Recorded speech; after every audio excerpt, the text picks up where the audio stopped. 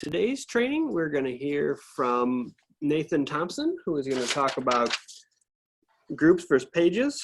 And the first rule about Fight Club, if anybody remembered the movie back in the day, a little reference to that.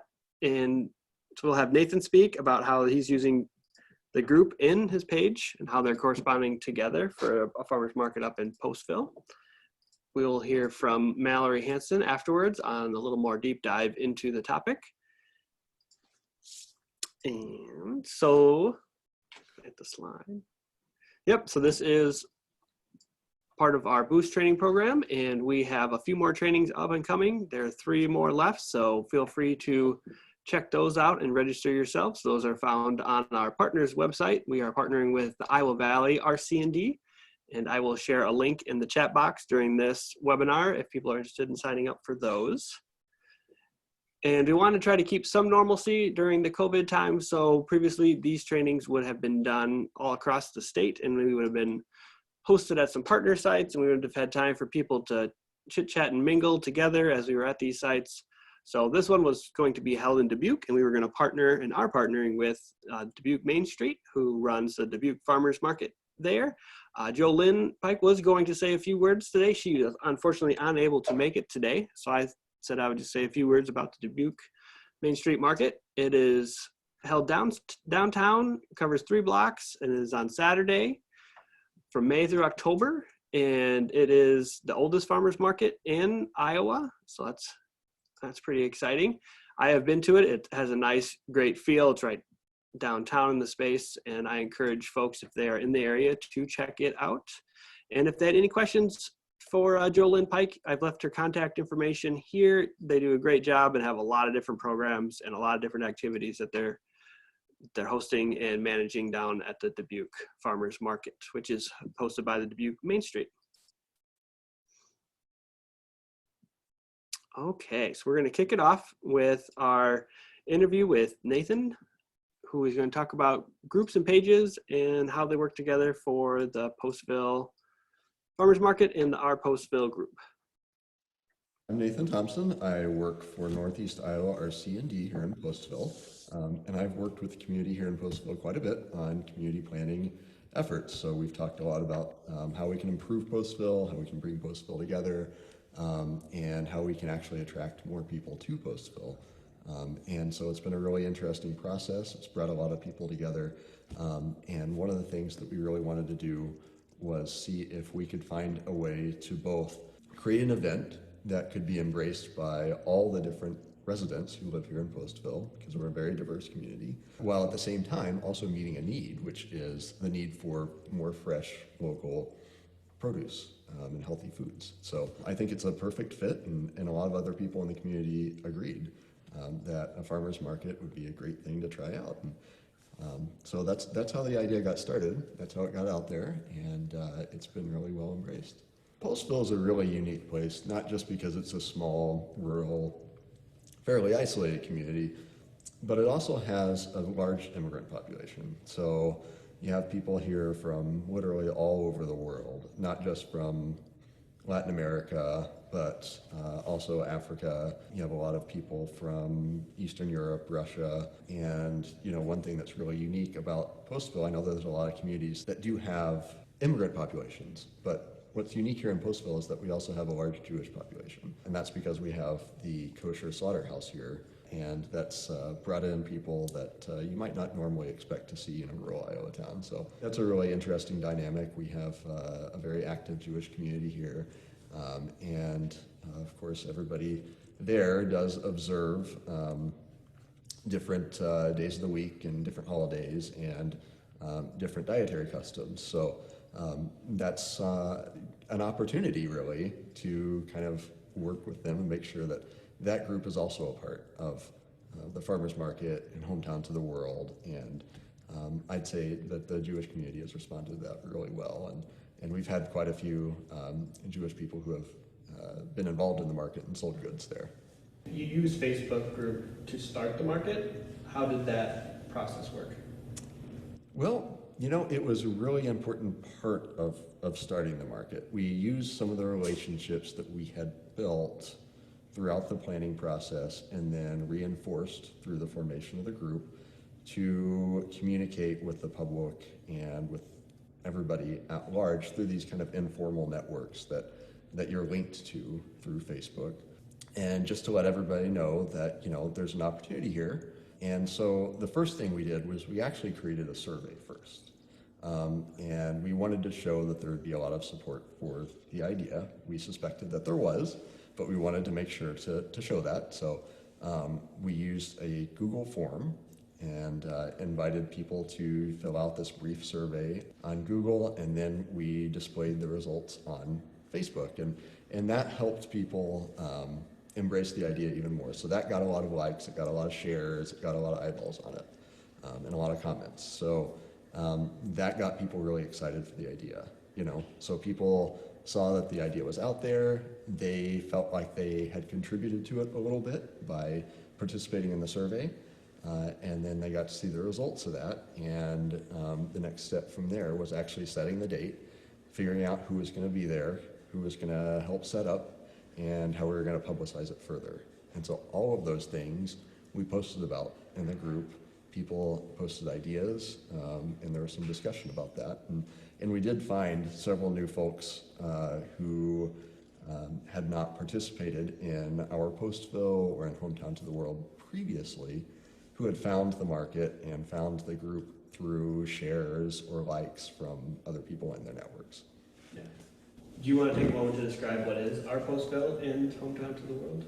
Sure. So our Postville was the idea for a group that came out of a lot of this community planning work that we've been working on for the last few years. The idea is that we have kind of a loosely incorporated, it's not formally incorporated, but a loose group of folks who want to lead community initiatives. And Hometown to the World is the Facebook group. Our Postville has a Facebook page where only the admins can post things that people can follow.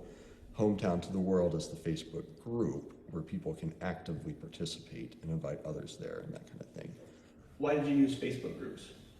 Well, I think it was a pretty easy choice just because so many people are familiar with it. And you kind of want to meet people where they are, right? And so everybody uses social media. Not everybody, but so many people do. And so many people share things and post things on social media. So we decided to do a group because we already had a Facebook page, but we wanted something that people could be a little more involved in, participate in a little more, because that's the whole idea of the market and of our Postville theme anyway.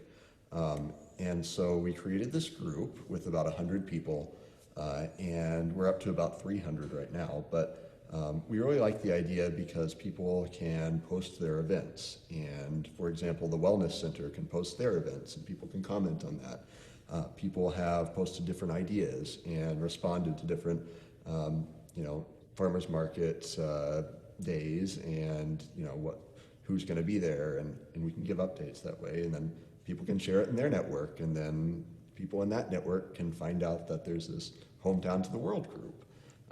And so it's a really nice way of sort of organically growing awareness of it. I mentioned the survey earlier. We did do an end of market survey as well. How did you feel about the time? How did you feel about the location? Would you like to be involved more next year? Did you feel good about the mix of vendors that we have this year? And just soliciting any other suggestions that people might have. So. And that was also well received, and we got some good discussion out of that. We got a few new folks lined up for next year out of that. So it's continued to be a really nice tool. I think the real advantage with using a Facebook group is that you can really lean on those connections that you already have and that people already have, and all those networks that you're maybe not plugged into real well, but that other people are, their businesses, their organizations, other pages and groups that they follow, friends that they might see once every couple months, but maybe aren't as connected to. And we've even had folks who are from Postville originally, don't live here anymore, but they love to see stuff going on. And so they'll share that, and we'll get people from in the community still that maybe heard about it from another source. And so one thing I learned really quickly is that it's great to ask a lot of questions and to solicit a lot of feedback. I think the more that you can get people involved in your page, the more successful it's going to be as a tool to promote your events and to spread the word about them and to get new ideas and new volunteers, new vendors, that kind of thing. And so overall, I think it's been a really positive tool. There are some things with, the algorithm that sometimes you're not going to get as many likes or as many views as you thought you would. And that's nothing you can help. But you just got to keep building those relationships and putting content out there, trying to get people involved as much as possible, and asking other organizations and other groups and other people to post on your page too. And that makes it a real community forum at that point. And it feels like something that people can engage with and something that people can be involved in, even if they can't physically make it to the market. They know that they have liked it, that they've shared it. They can feel like they've taken a little bit of ownership of it, even though they haven't been able to do as much as some other folks. It's still something that's part of their community. If people had further questions or wanted to ask you more specific things about creating or using a Facebook group for either a community initiative or a farmer's market, how could they reach out to you? So the best way to reach out would be ourpostville@gmail.com.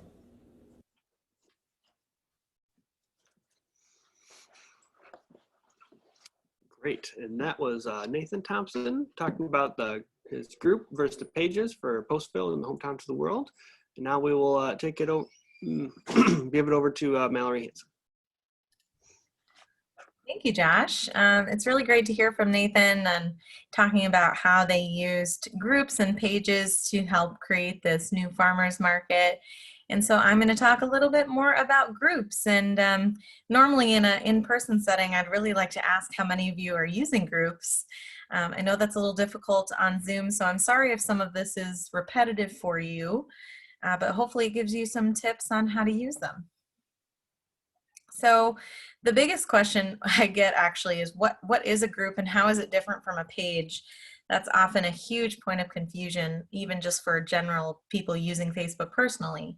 And it's oftentimes sort of intermingled between page and group. And so I'm going to talk to you a little bit about the difference between those two things and also the difference between a personal account, which oftentimes can be confusing for some that have been on Facebook since its early inception. So here's kind of 3 columns that you'll see just explaining the difference between the 3, and I'll kind of talk through this a little bit, and please don't feel like you have to take rigorous notes. These slides and this video will be available later as well, so if you want to write something down, you can get it later.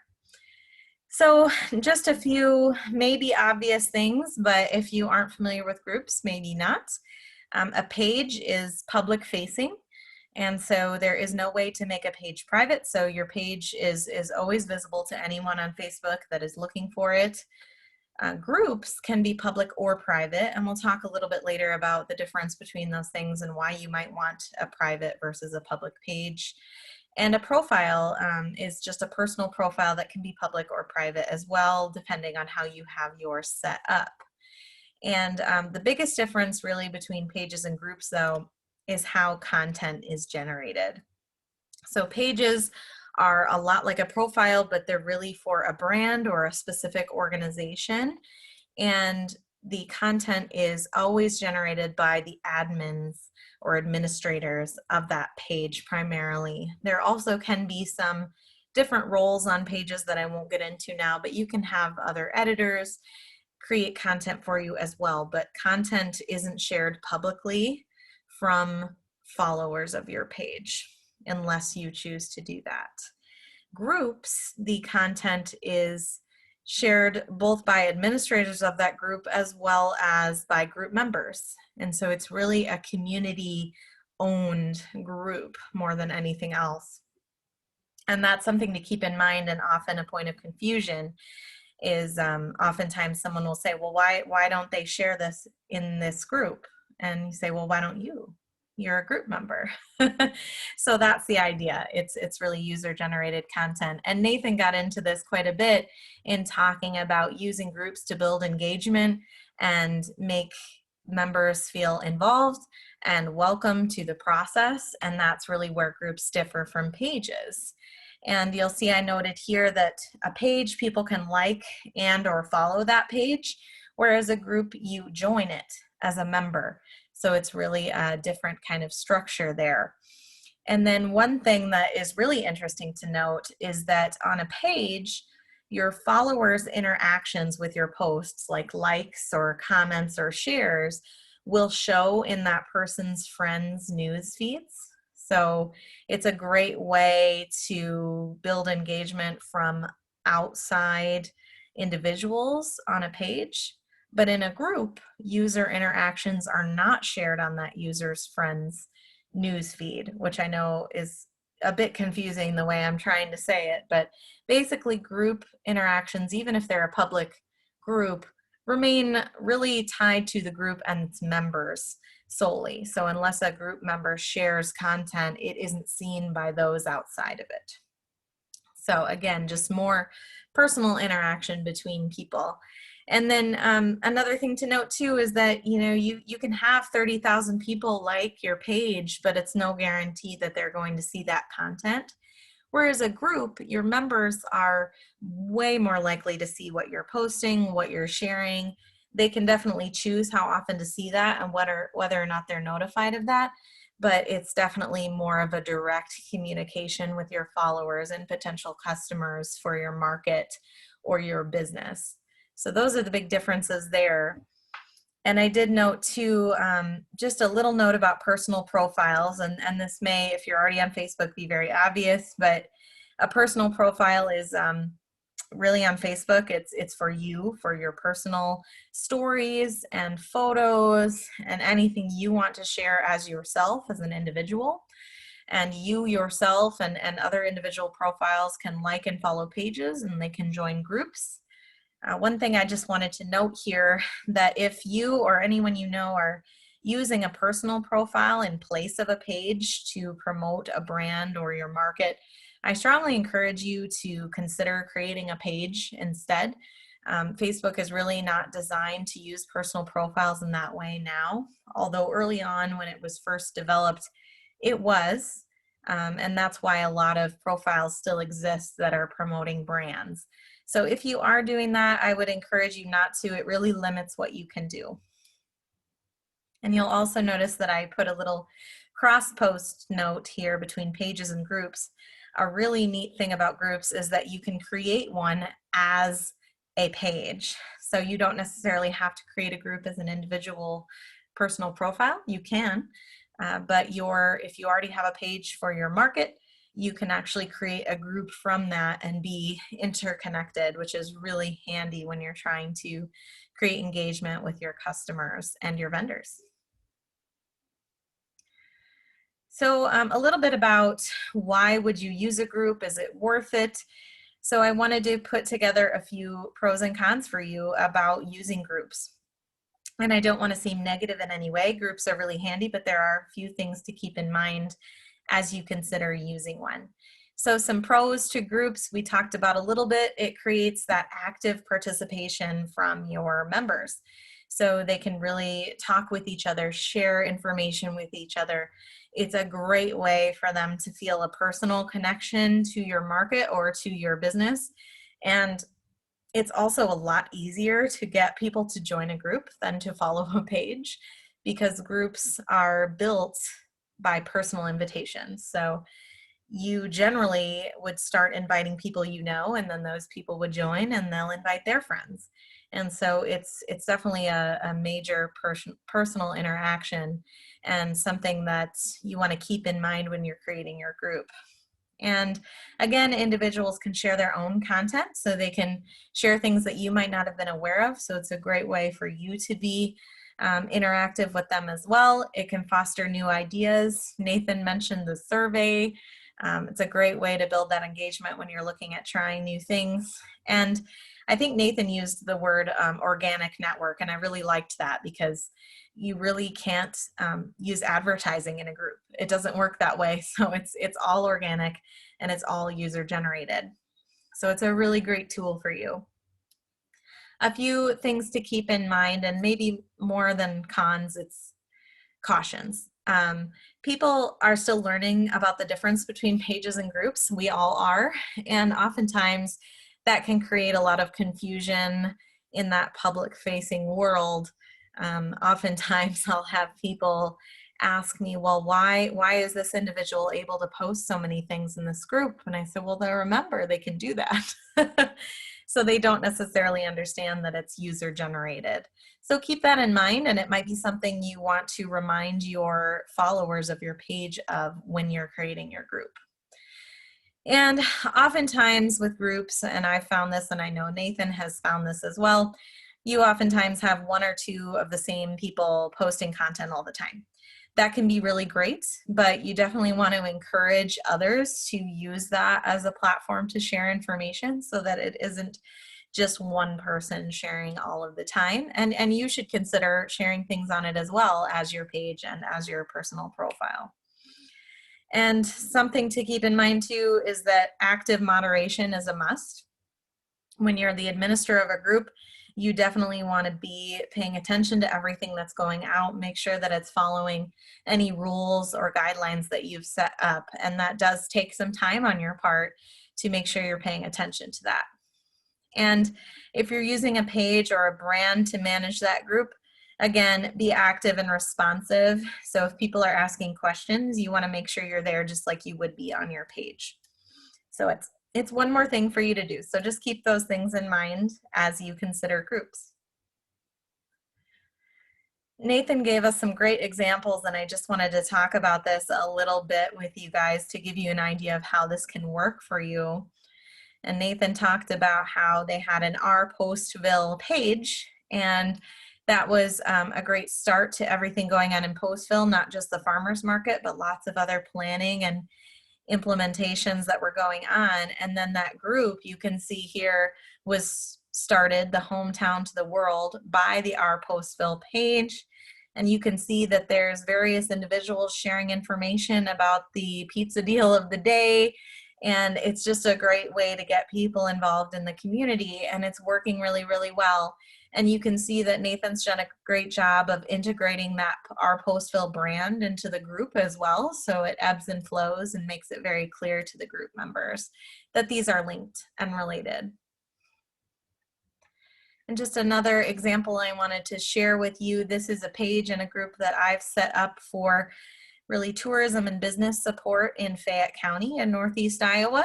On the left, you'll see the Visit Fayette County page, which has been set up to share various types of information. And when the pandemic began in early March here, we set up a group called Fayette County Community Support, and that was really set up to share information about needs and about things that people were able to offer to help businesses and individuals. It really morphed into a tool for people to know what businesses were open and what they were doing in the midst of the pandemic at the time. And now it's morphed into a tool for finding out what people are doing for Thanksgiving and Christmas. So it's a really great tool for that as well. And I'm just looking here. Oh, Josh has a question for me, but I'll wait till the end to address it, I think. So we'll keep on going here. I did want to make a note to you about group rules. Do you need to have your members agree to rules? And that is an option that you can set up when you're setting your group up. My short answer is yes, do that. Early on when I set up my first group, my Fayette County group, I didn't do that. I thought, well, I don't need to worry about that.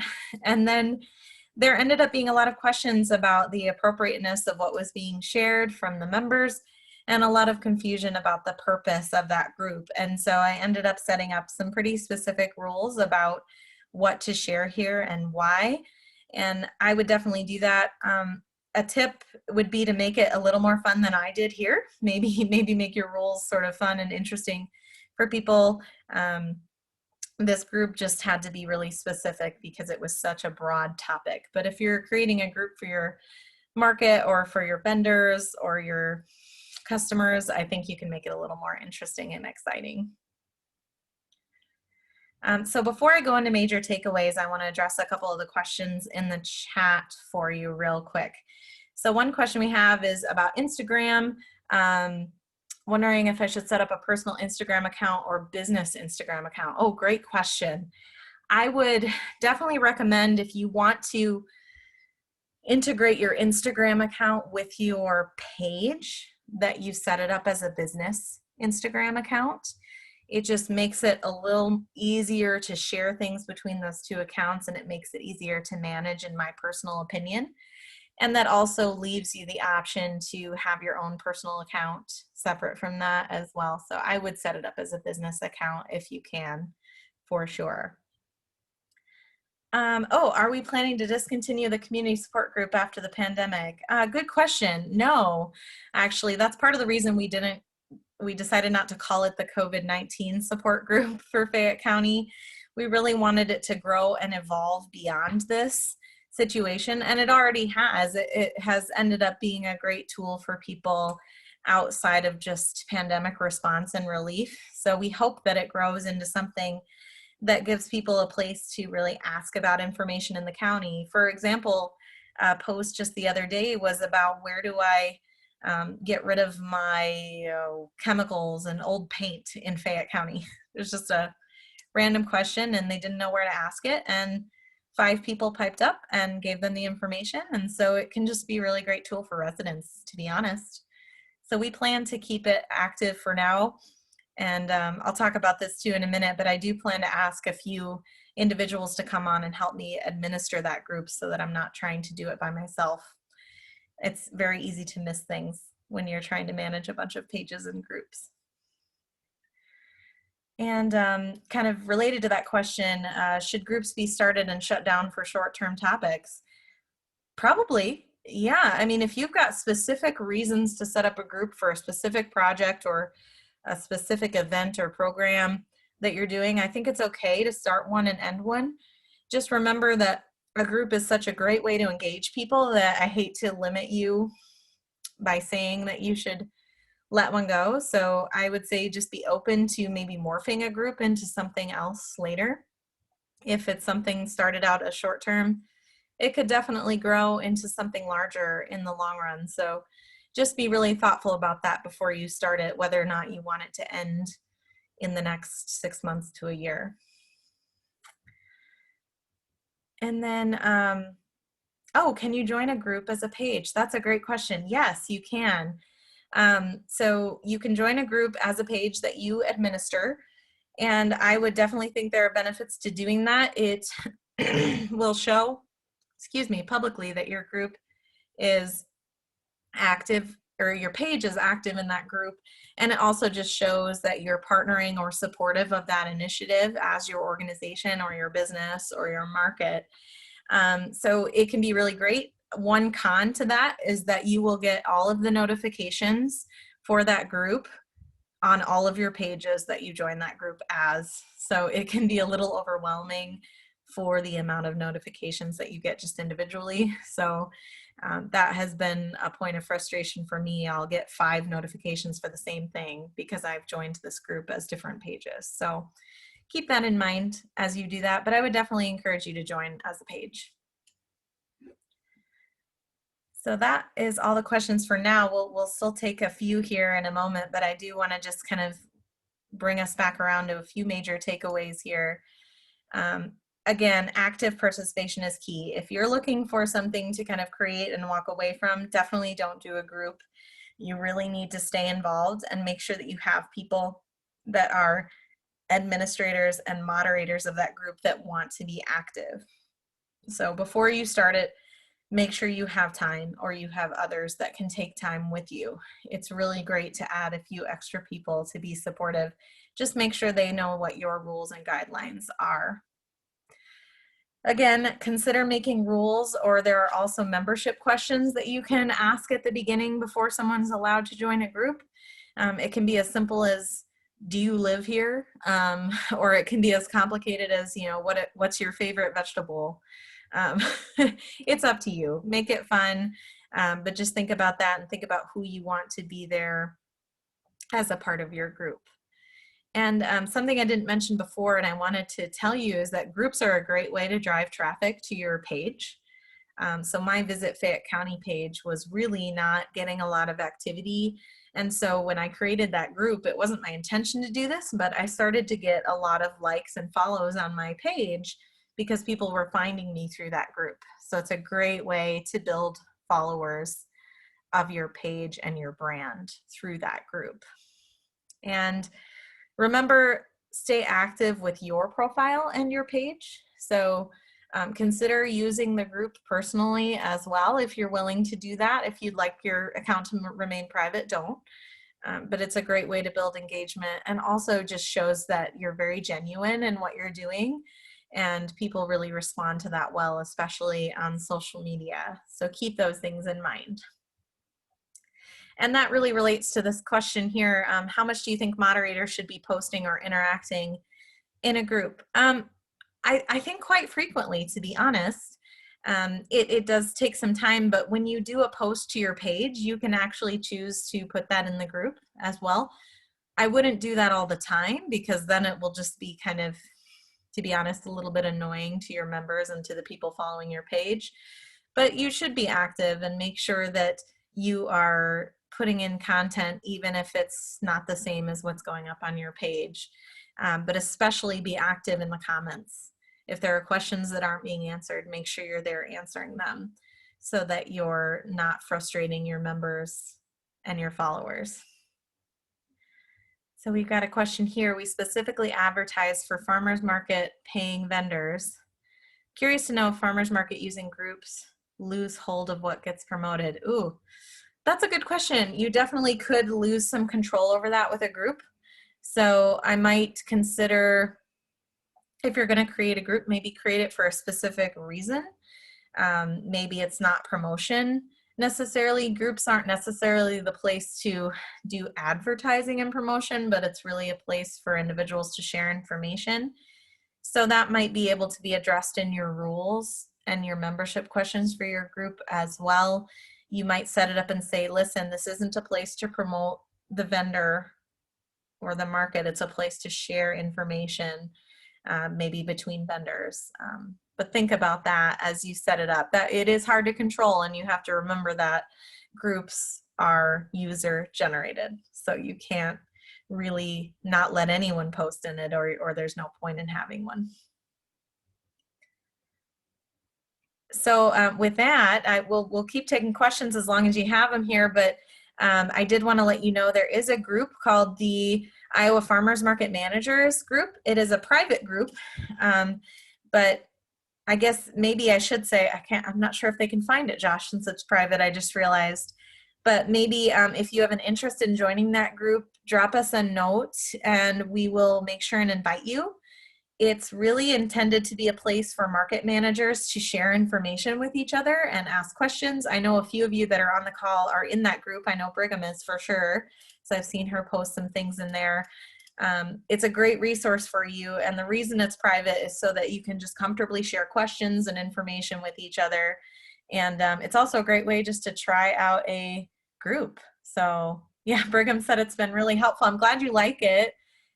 It's people like you that keep it going. We need people to be posting in there and asking questions and sharing knowledge. So please let us know if you want an invite to that. We will make sure you get in there. And with that said, I know we're a little over time. So I guess if there's any other questions, otherwise I'll turn it over to Josh here to close us out. Great. Thank you, Mallory. That was fantastic. It's great discussion. Yeah. And if, like Mallory said, if anybody is interested in that, I see that some people are responding in the chat. I will send those out right after we are done here today, so I don't forget myself, and we will get you in that group. And if anybody has any other questions related to any of the Boost program trainings, here is the contact information for Mallory and myself and our partners down in Iowa Valley, Jake and Julia. We want to thank you all for joining us here today. If people do have a moment, we would love for people to answer the question to our little poll today as I talk about some of the other things that are going on for our program. So in 2021, we will have our Boost social media program, and we will be doing 2 different options this year. We're going to try an accelerated version that will take place in the winter months, and then our traditional full season program that will take place over the farmers market season. This is really some one-on-one targeted technical assistance for farmers market managers and vendors to really kind of hammer out a syllabus of topics to help improve Facebook marketing reach and your promotion through Facebook and Instagram and social media in general. A lot of the same concepts go through there. So if anybody has any questions on the Boost social media program, please feel free to reach out to one of us. I will share that link in the chat box now if people are interested, and the applications are out now, so feel free to have one of those be sent in. We want to also thank our partners here. I had talked about ourselves in Iowa Valley. We are working on this project through the USDA AMS as a farmers market promotion grants. We are extremely thankful for them for giving us the opportunity to provide all these trainings for free for all of you. All right, so thank you all, and I hope you have a good rest of the day, and let us know if you would like the invite and or any other information on the Boost programs.